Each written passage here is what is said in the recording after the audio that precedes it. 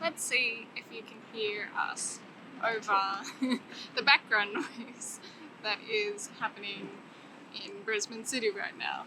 Everywhere we went, There was noise. there's either some kind of bastic noise, background noise. So this is our life. Hi guys, welcome back. This is going to be pretty much like an overview of everything results-wise, the journey that we took after the retrieval. So, welcome. If you like our videos, like and subscribe. We really appreciate all the subscriptions, being that we're so baby for a new little channel. Thanks for your support. Yeah, we really appreciate it. So make sure when you subscribe, you hit the bell notification so you know when we've uploaded a new video. We've got a lot of new things going on, so there'll be heaps to catch up on. Yeah. Yeah. So as T said before, we are post retrieval and stim cycle now, which obviously means that it went ahead and we got to the point of actually being able to get to retrieval day, which in itself is a pretty big milestone to meet.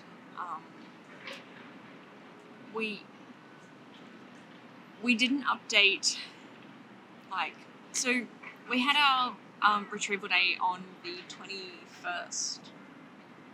Was it? I don't know the date. Everything's a blur. Was it 2 weeks ago now? Or a week ago? One to 2 weeks ago.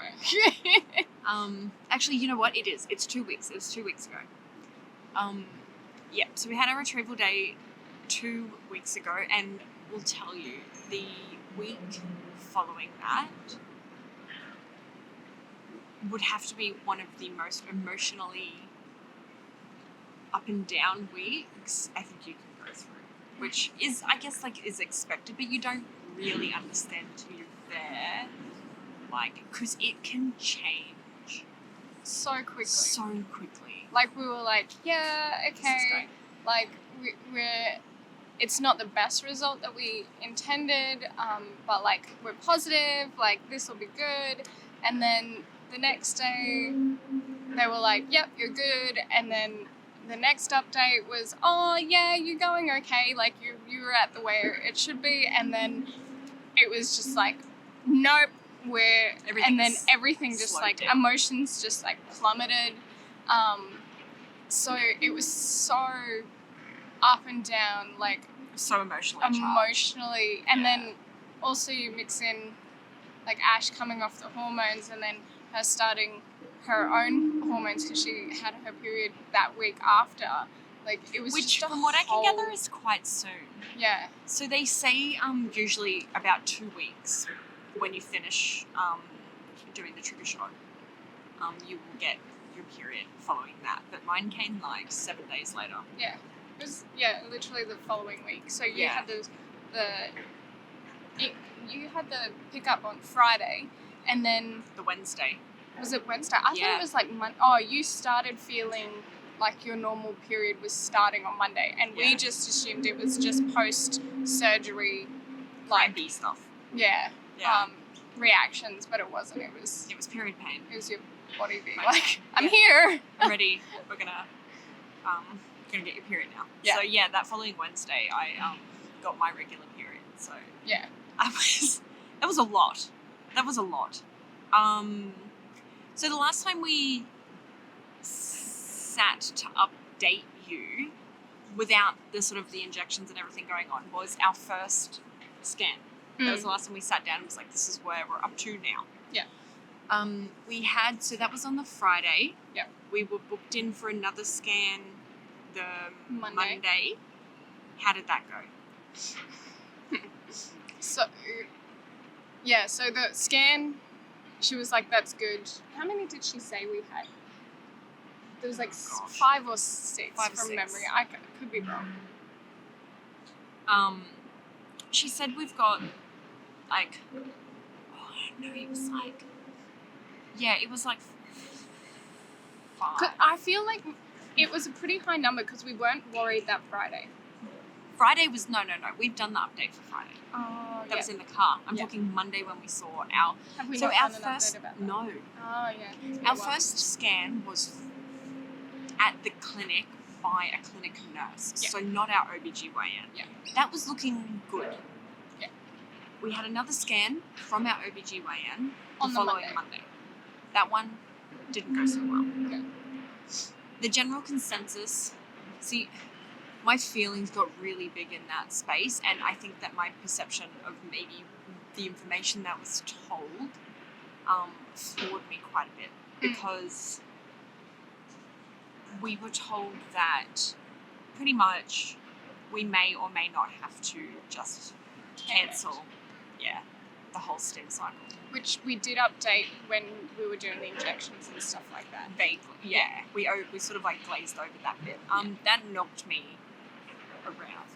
Yeah, so we did glaze over that scan because it was a bit Emotional. It was a bit emotional. It hurt. It hurt a lot, yeah.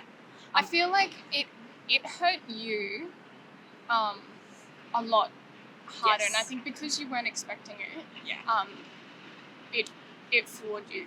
Whereas I wasn't expecting the news, obviously, but I was still like, this is not the end. We're still in the race. We still have a chance for everything to go it should be. It's just not happening, I guess, to the book, like A, B, C, whatever.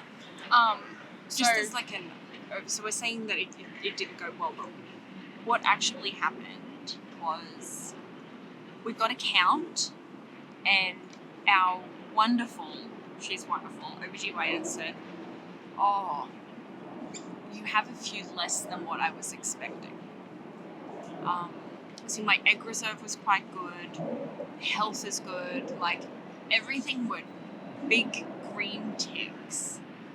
So she was shocked, and I think that shocked me as well. That we had such a low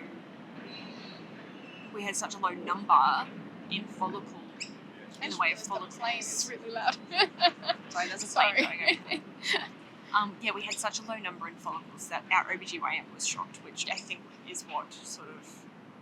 And that was because of our scans and because of the age that we are. There's no reason why Ash's body should have done what it did. reacted a bit better to all the injections and everything. So the Monday we got there and she was like, oh, there's... What did she say? She said there was 5 within a good range. No, before... no, there wasn't 5 on the day. So I feel like there was like 3 or 4. There was 3 or 4. Yeah. In a good like size range, and then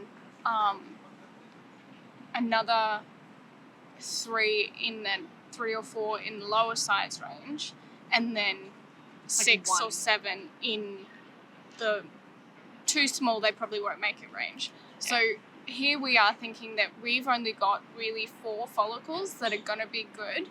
But follicles doesn't mean an egg. Yeah. That's just the follicle, this, like, I guess the cell part that holds the egg. Yeah. So then we came out of that doctor's appointment and Ash had just emotionally shut down. So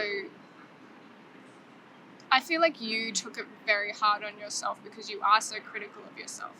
Whereas I was like, this is fine. This is only like, our second scan. The doctor's we went in and had another scan on that Wednesday. So I was like, it's fine. As long as we get one, in my mind, I was like, we're good, we're sweet. But Ash was just like, no. So there was one point actually where I was like, it's okay, we still have time, try and be positive, like being the little like mascot for our team. And Ash is like, I don't need your positivity. I just need you to hug me. I don't even think you said hug me. You were just like, I don't need I don't need your positivity. right now. And I was like, oh. got it loud and clear. Cool. I'm generally fine. So my coping mechanism is a shutdown. But I always come out of it. Like, I always come out ready to fight. But I need to, like, process first. And then I come out and I'm like, all right, I'm ready, let's do this. But I definitely need to sort of shut down and process for a little bit before I'm ready to fight. Whereas Tony's a let's go sort of positivity little bean. Which is fun. Like, we're just now we know. Well, I mean, I feel like we've known for a while our different coping mechanisms. So. Yeah.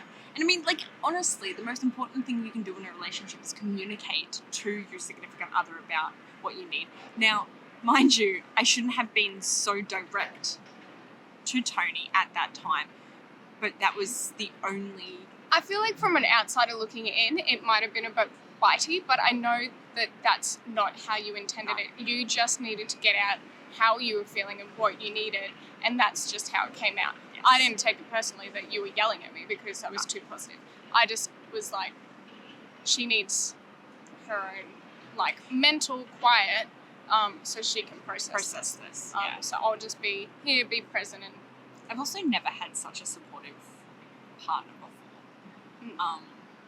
I'm used to sort of just being left to my own devices to deal with my own emotions, and it took me quite a while. This has actually turned into like a complete sideline of what happened, but it took me quite a while to let Tony into that shutdown bubble enough to be like, just be here with me while I feel this, and not sort of like push her away in that time. So I'm still learning how to let her into that space when I feel like I just want to shut the world out because I'm sort of struggling. And that was, at that time, that was the way of me being like, I want you to be here, but I need you to be here in this way right now. Come here and let's just be. Yeah. While I deal with this. And then pretty much by the time we got home, I started to sort of come around and was feeling a little bit better and more positive, I suppose. Like, once you processed it. Once I processed it, yeah. So that was the Monday. Tuesday was just a nothing day. It was just keep on taking the injections, whatever. Wednesday was third scan day. Yeah. First thing in the morning, we had a scan. Pretty nervous. Yeah. I think I had been giving updates as to whether or not the internal ultrasounds hurt.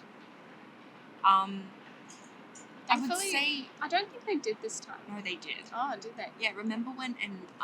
and she... Yeah. Yeah. So when she went in the third time on the Wednesday, it definitely was sore. And she wasn't poking around a lot, but because obviously everything was so enlarged and stuff like that, it hurt. Yeah. And that's when she had given caution as to, like, lifting too much weight and all that sort of stuff, because I'm at that stage where my ovaries could have twisted, which was a bit scary considering what I do for a job. Yeah, lifting weights so all of my clients had to lift their own weights for the next 2 days, but that's fine. So that day she did another count and it looked better. Yeah.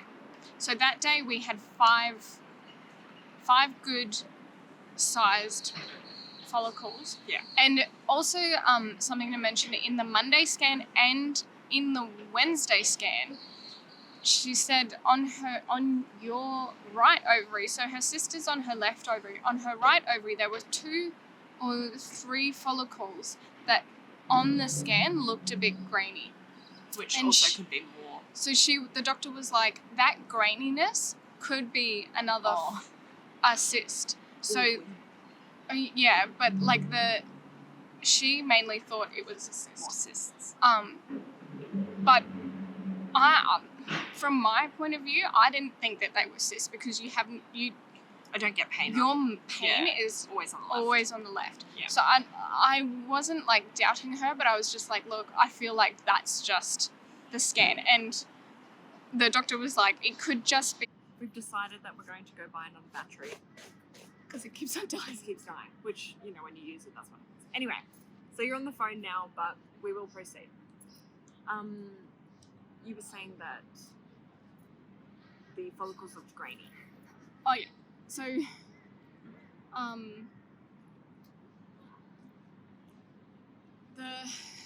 so she wasn't sure if they were cysts or whether they were so like if you have like a buildup of gas in your Which, by the way, stomach. you do get while you're on those. Yeah, which is something you found out is on those injections it kind of I was a bit windy. So she thought that it But could I guess also she be didn't that. want to count. She was counting them and not counting them. Like she was like, I don't really know what they are. Yeah. But end result was pretty much that she felt like those were probably okay. So we had 5 good size. Oh, she said about 4 to 5 good sized ones, and then we had. I'm pretty sure we had 5 good sized ones, and then 5 slightly undersized. But she was like, we will still like extract those, and chances are there could be a viable egg in those too, so they won't not take them. So she was like, you have 10 follicles that we can get from. And then she booked us. And then I think he had like 7 that were undersized. Yeah. That probably wouldn't get to the point. So that was about, I feel like it's the same like overall number that we had on the Monday, but it was just more had matured to a good size. Yeah. So she was like, you're all good. I think we'll still go ahead, still go with the procedure, because I think we'll still have a good amount of eggs from that. And like aside, I feel like caution to bring this up, but aside from the fact that you'd be having to go through all of these injections again if the cycle was cancelled, the risk here, and like you put a lot of trust in the team that you have with your OBGYN, is that if we did go ahead with the retrieval, so it was a really big decision to make. Yeah. Because if we had gone ahead with the retrieval and we'd gotten 1 or 2, or even 3, and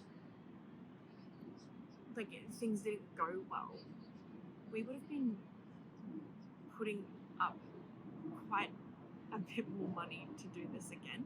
Because Tony and I have decided to do IVF this way, and because we're a same-sex couple, we don't fall under any sort of like infertility Medicare rebate. Yeah. So this is all out of pocket for us. So it was a really big decision to make. And whilst you can sit there and say, like at what cost, blah, blah, blah, it still is a really big like risk. Gamble. It's a big gamble. It is a gamble.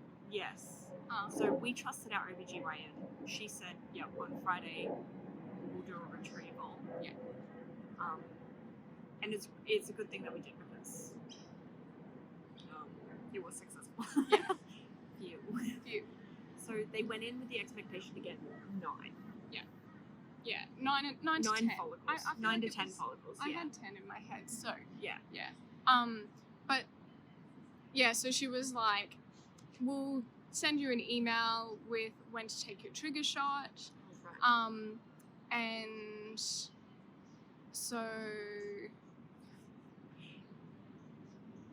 and then we had to book the anesthesiologist. Yeah, we had to pay for that. We had to pay for Megan, which is probably a cost that we didn't really account for. We thought it was our all-inclusive. OBGYN. And so there was a few like costs that we hadn't accounted for, which was fine. Obviously, we're going to pay for it regardless. We're just fortunate enough to have some extra funds. Yeah, some saved savings. up. Which, if you're going through this process, I would absolutely make sure you have. Yes, because there are things that you just don't account for, and there's so much information in that time. People tell you things, and it just gets lost in the brain of everything.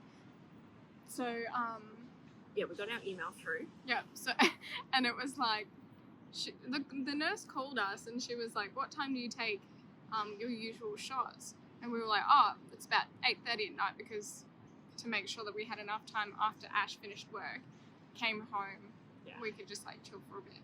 I think, and it gave us time to like make dinner and stuff like that. Yeah. And then do the shots. So we were doing the shots at 8:30 at night, and she was like, okay, we'll send you an email when to take your trigger shot. And it was hilarious because I was at work and Ash calls me and she's like, I'm just going to send you this email. I just want to double check. This is the time that we have to take it. And I'm like, searching all over this, like this plan, where I'm like, I don't know where it is. And she was like, bottom left. I looked down and it was 1:15 a.m. Thursday morning. And we were like, what?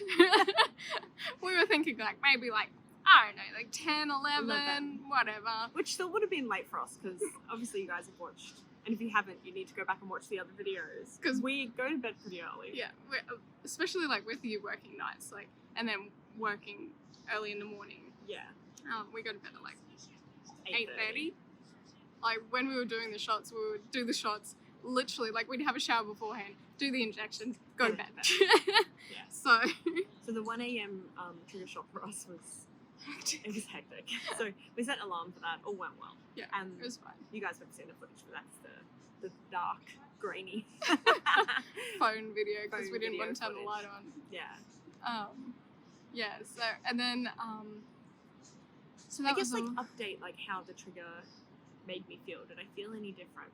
I don't actually remember. Did the trigger make me feel worse than the second shots? My belly definitely got tighter. I was pretty uncomfortable. I remember feeling really uncomfortable and tight in my lower abs. And you got really over it. I did get really, over it by the end. By the time the second injection, we're like a few days in, you were just over it. I got increasingly more irritable. And not like cranky irritable, just like overwhelmed, just like overstimulated, tired, emotional. So. And because like the pain, I guess, of having the injections as well, because I don't know, I guess because the needle is a bit thicker, it like say like I had to like say this is a skin, I had to like push it down before it would like break and go around the needle. The second one definitely hurt a little more than the first. So much resistance. Yeah, it's the same with the triggers too. Yeah. I mean, I don't know. Like, honestly, I think that if we had to do this again, the shots would be the lesser of my worries. Yeah. Going through the emotional roller coaster of whether or not you're going to go through your cycle and that sort of stuff was way more taxing, in my opinion. Obviously, the hormones that were coming off doing the needles, holy moly. You know what? I do wonder, and I thought about this the other night while I was having a shower thing. They include therapy in the 2 weeks after you've had your transfer, when you're waiting to find out whether or not you're pregnant, which we haven't done yet, by the way. But I think in that time between getting the retrieval and finding out whether or not you've had a successful cycle, there needs to be a therapy there. Because you don't know, your hormones are up and down, you don't know what things mean, whether or not, like, except for the fact that this should be a blastocyst by this day. Like, there is so much going on, you feel lost, you're just in this limbo of nothingness. And like, even though we had a positive outcome, it was still a lot. Like, it wouldn't, I mean, if you have access to that sort of help, I definitely would make sure that you book in a few therapy sessions in that time. Because that was a lot. It just helped you like emotionally regulate and process it. Definitely. So post-trigger, still uncomfortable, still feeling nauseous, normal sort of symptoms I had with the other ones, pretty much. And then, procedure was on Friday. So that was fine. I was excited more than I was nervous. Definitely a little bit of nerves. I'd never been put under anesthesia before. So that was very new for me. definitely more excited than nervous. I was introduced, well, we both were introduced to all of the Like crew. Yeah, the I guess medical. the medical team that was going to be taking care of the retrieval. Yeah, in the room. Which was nice, and everyone was really lovely. Really nice. Yeah. And put me at ease quite a bit. Like, I definitely had some nervous energy going on, but I was just excited to be at that point, to be honest. Especially because, earlier on in the week, we did not think that we were going to be there. Yeah. We honestly, I feel like we 80% felt like this cycle was just going to be canned. Yeah. So the fact that we were there and there is a good chance that we were going to actually get some eggs was great. It was great. And then, after the doctors and everything spoke to us, then Ash had to go into the room. I had to leave her, and I was waiting upstairs in the waiting room, just like, how's my wife? Where is she? I want to snug her. I would have been out to it, pretty quickly. My I'm guaranteed, like 90% of you have already been put under anesthesia. Anyway, again, like I said before, new experience for me. I was there chatting to an OBGYN, which at this point we've got a pretty good sort of like chit-chatty relationship. The whole team was there talking and da-da-da. Next thing I know, I was waking up. I didn't even get a countdown, which is probably for the best. Woke up. How did I feel then? I remember, so the days leading up to with the injections, my lower back got pretty achy, and I think it was due to the fatigue, the overall fatigue my body was feeling. I was so tired in the last few days of doing injections that when I woke up from getting the retrieval and the anesthesia, my lower back was pretty like seized up, and my obviously I was pretty crampy. In that time, the nurse had, like, I obviously showed signs of pain, and she had asked me on a 1 to 10 scale what my pain was. I said a 4. It wasn't a 4. It was like a 2. Just normal, sort of like uncomfortable. Oh, my back is sore. Okay, I've got crampy pain, sort of thing. So she's put more painkillers in my arm. I remember that, and I remember trying to come to, just being really, really groggy. But I also remember my first thought when I woke up was, where's Tony? Where am I? Where's Tony? And then I started to be like, my brain was like, oh, you've just had retrieval, you're in recovery now. And I was like, oh, right, yes, okay, I remember, this is what's happening. And then, I don't know, they get you up pretty quickly, to be honest. I was pretty unsteady on my feet, and I had to get changed by myself, which is a bit of a challenge. I definitely could have used my wife in that time, because I was really like dizzy and disoriented. And then they sit you down and they feed you, which is good because I had fasted. Because I had had a 12 o'clock retrieval, I was able to eat early. So we got up at 5 and I had to stop eating at 6. So I had toast and I had my coffee.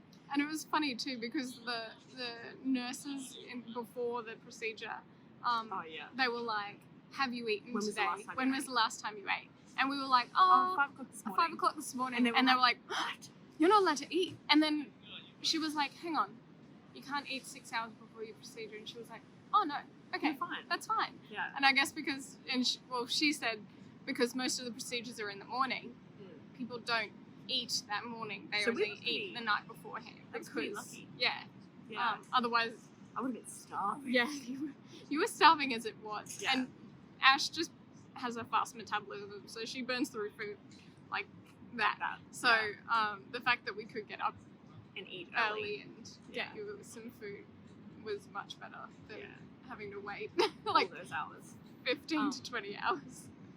Yeah, so they fed me. They had gluten-free chocolate chip cookies, which I don't know, for whatever reason, really hit the mark. It was so good. Smart. And then they force-fed me water. I don't know, force-fed you. Just asked you to have water. Didn't want some hold you down. I feel like they would have been like, here, you need to drink this, right? Yes. I exaggerated slightly, sorry. And was like, are you ready to go to the bathroom? And I was like, I don't need to go. And she was like, you have to go. Because they need to check as to whether or not your bladder has been punctured. Yeah. That's pretty much it. That's why. Yeah. full faith in our OBGYN that would not have happened, but I knew that it was a requirement for me to leave, but I had to pee first, regardless of how much came out. So I did that, came back out, and then I got to tell Tony I was ready to go. And that was it. Yeah. Boom. And then, so I guess my side of it, so you probably went in for the procedure at like 2:45. Yeah. 12:45. Oh no, it was like 1:45. Right.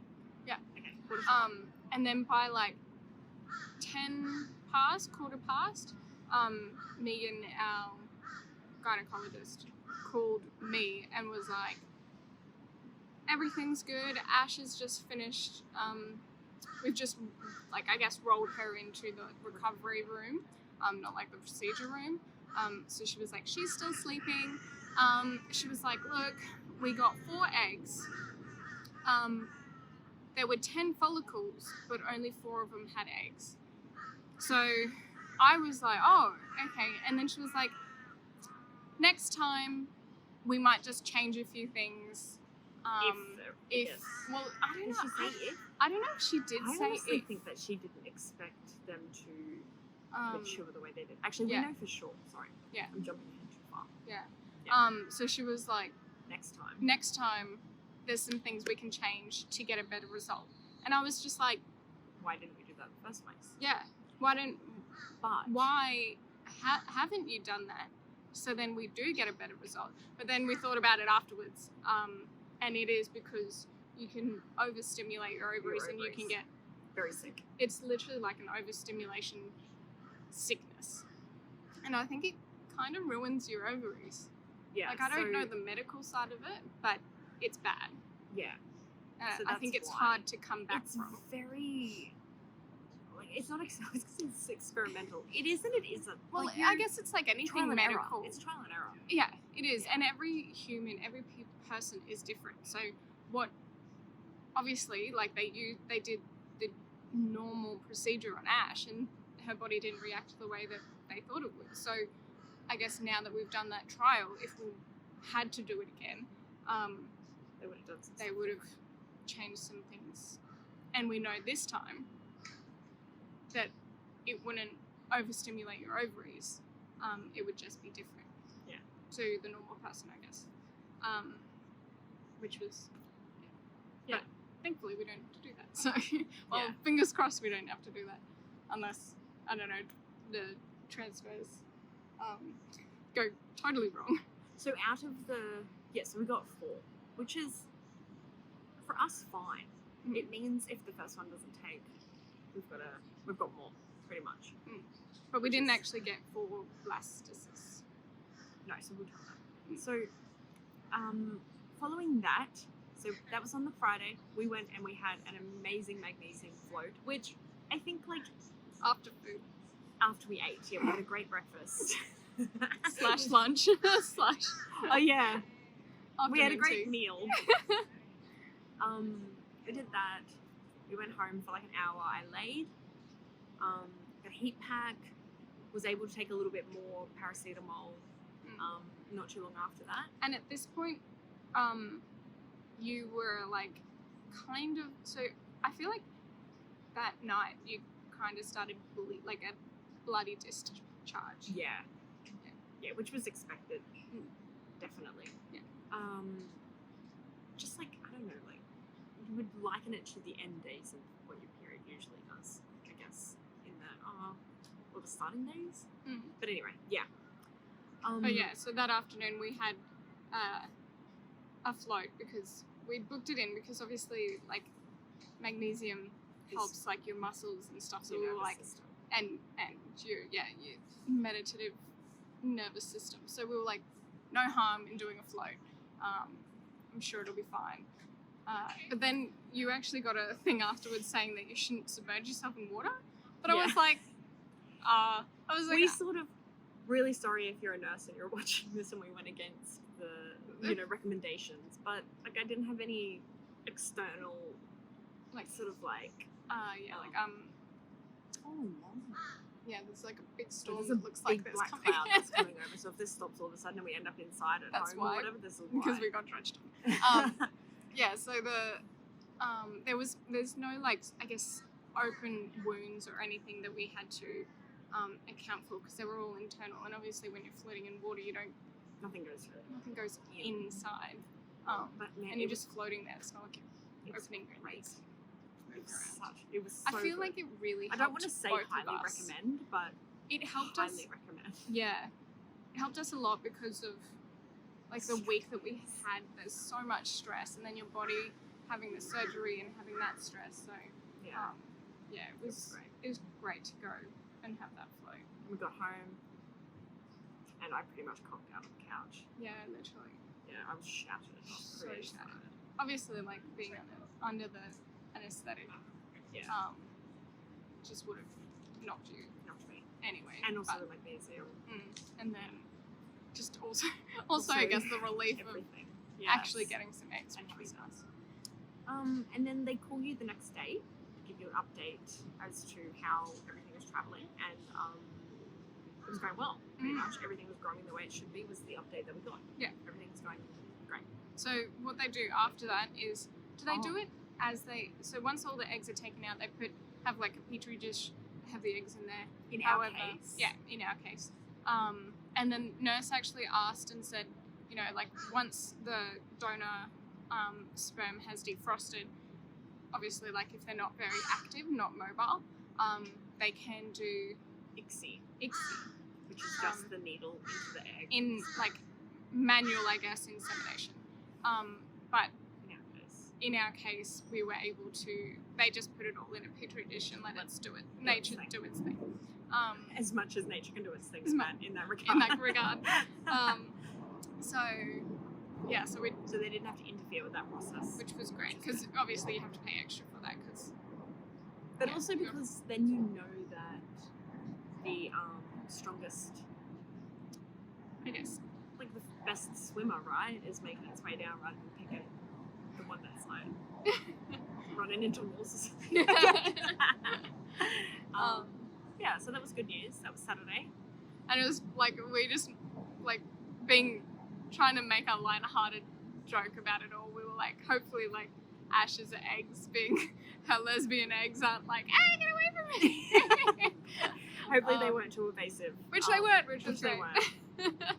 weren't. And then they called on the Saturday. It was actually like when they called on the Saturday because Ash was making coffee, so I answered the phone, and the nurse was like, hi, Ashley, and she was over there, so I was like, whatever, it's fine, I'll just pretend to be Ashley. And they were like, state your date of birth. So I did, and she was like,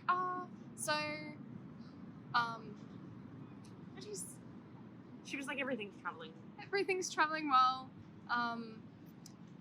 you're all good, all 4 eggs are becoming embryos, so they all have started the like insemination process. So I've looked at Ash being like, you need to get over here, she's making coffees, and she had worst timing. She's like got the coffee in her hand, she goes to put the glass down, doesn't put it down on the flat surface, kind of like on the edge of the table, drops the glass shatters, I'm on the phone like, I can't help you because I'm in this, and then she's freaking out because she can't come over to me because she's got to clean up the mess, and then Maui's in the middle of it all trying to get... Trying not to... I'm trying to make sure he doesn't cut himself. So it was just like in that like moment of like excitement, we just made a whole shit show of it. But the result of the call was that we had everything was going the way it should be, which was great. So really positive on the Friday, really positive on the Saturday, and then positive on the Monday. Yeah. And then the next update was the Monday. So there was, so they give you like a scale of like 1 to 10 for the first day. So they said to me that by now we would have hoped that your cell divide would be somewhere between 5 to 10. So we had 2 out of 9, like one I think at an 8 And then a 1 at a 6. I thought it was 7. You told me 7. Maybe it was a 7. I don't know. Don't remember. Whatever. So that was good 6 or news. So 2 at 9, 1 at 8, 1 at 7. So we were like, great, that's amazing news. And then all good. Like, all good. we were still positive. Super positive. And then on the Wednesday morning, I was at work, got another phone call, and at this point, they should be turning into a blastocyst. And they weren't. So they had to slowed down, I would say like pretty significantly, somewhere between Monday and Wednesday. And that was devastating. So pretty much she said, look, you've got one that's at the stage beforehand, so that was fine. We may have gotten one. And then you've got 2 that are at the stage before that, and then 1 that's pretty far back and doesn't look great for that. So she had said, so this is day 5, so this is when they should be into blastocysts and getting ready to freeze. So we were a few stages behind what we should have been sort of at that point. Yeah. And I was devastated, to say the least. I wasn't nearly as devastated as I was on the Monday on beforehand. that, yes. But, you know, still like, oh my gosh, wow, okay. So I guess we may have gotten, so I guess like the part to it too was, we may have gotten 1, yes, great, sounds good, but then they have to check the quality. Yeah. And that was the other thing you said. You were like, I was like, cool, so we could still have 1. And you were like, no, the nurse said they still have to test that it's viable. And I'm like, oh, what do you mean? Like, so we could get to the stage, we could have had a fully formed blastocyst, and then they could just be like, still could be like, it's not a good one, sorry. It's not good enough. That was hectic. Yeah. Like, holy moly. Like, you don't know what to feel. Part of you's like, you try to feel positive, and then there are so many variables. And I have a friend who has had it a few times, and she had said to me, look, you know, the nurse had said you've got 2 more days, which means they would get to day 7. But my friend who's had IVF about 7 times had said, you know, generally when they get past day 6 and haven't evolved into a blastocyst yet, the quality's not great. So you probably won't have a viable blastocyst. Yes. I cried a lot that day. Yeah. And I felt horrible as well, because I was on the way to the hairdresser, and Ash has called me. She's about to go to work, and she's just having a horrible time, and I was like, I just want to be there and hug you and support you, and I'm driving. But if you remember a few minutes ago when I told you that I got my period 8 days after, this was that day. So my period came about 2 hours after this meltdown that I had, this big cry. So I'd been trying really hard to stay positive, and then it just got to a point where I was like, I just need to let this out. My feelings got too big. And poor Tony, I called her, I cried on the phone to her. And then, within the hour, pretty much my period came. So that was a really big afternoon. And then, so we were on pretty tender hooks until Thursday morning. So pretty consistently, they had been calling us at 9:30, roughly within the hour, every time they said that they were going to give us an update. On Thursday morning, when we were going to find out pretty much whether it was a yes or a no, 9:30 came, nothing. 10:30 came, nothing. 11:30 came, still no news. And I was like, oh my gosh, this is killing me. And I was like pretty nervous at making the phone call, because I'm thinking to myself, they haven't contacted us yet.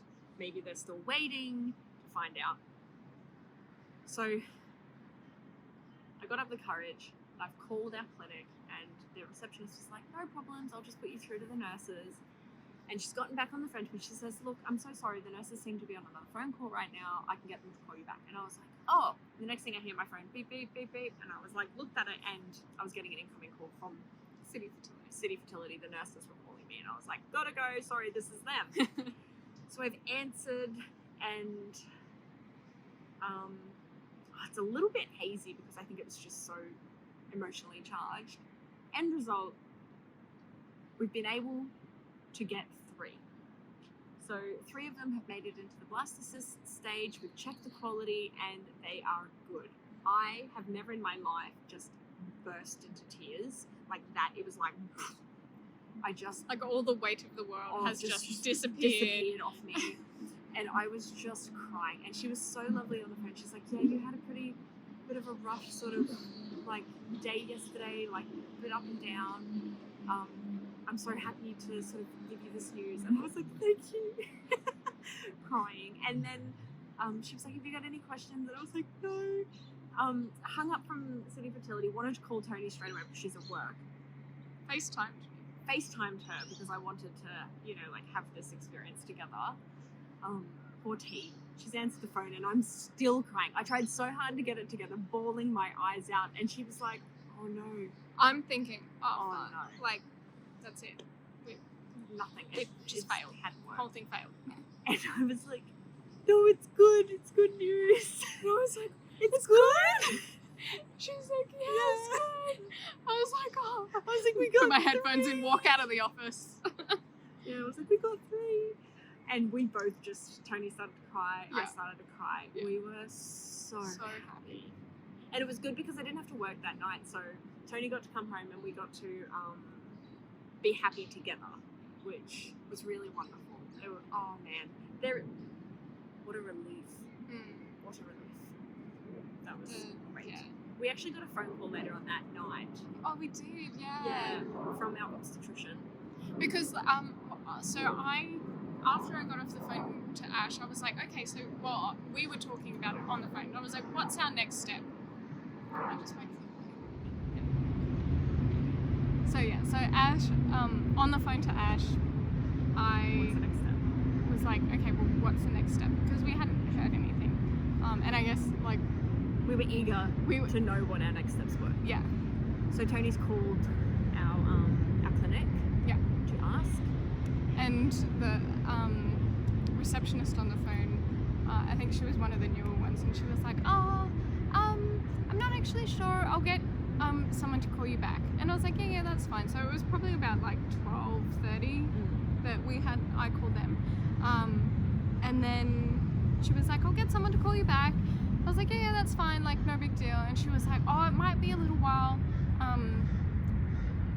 because we're a bit busy at the moment. Might be after 2. And I was like, yeah, whatever, that's fine. No worries at all. And I get back to the office and I do some work and I'm like, I'm gonna go home early so I can celebrate with my wife. Completely forgot about following up and them calling me back. So we were just like in our own world, and then I get a call from Maiden Health, and it was actually our obstetrician. So at about 5:30. Yeah. And it was lovely. Like, it was so nice to like be able to talk to her direct, and it was so lovely of her to call us and not like her receptionist, I guess, to call us.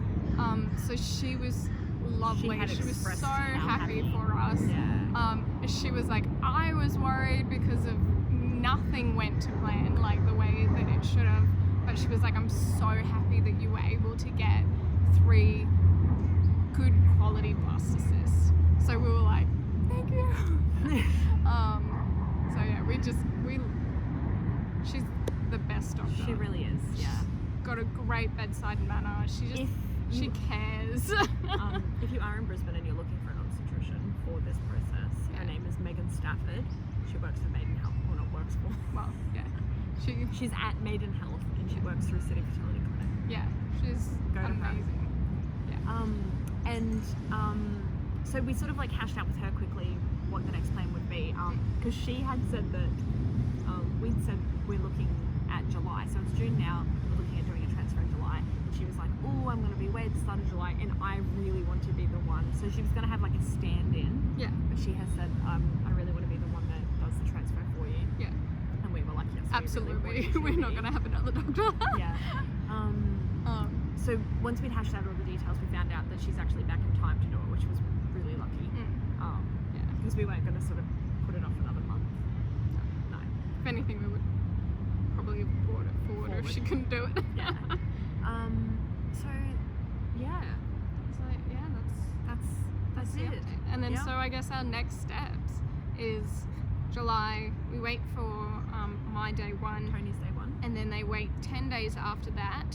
And then we do a scan, an internal scan to see What your uterine lining. looks how like, I and how guess far cushy along. my wall is.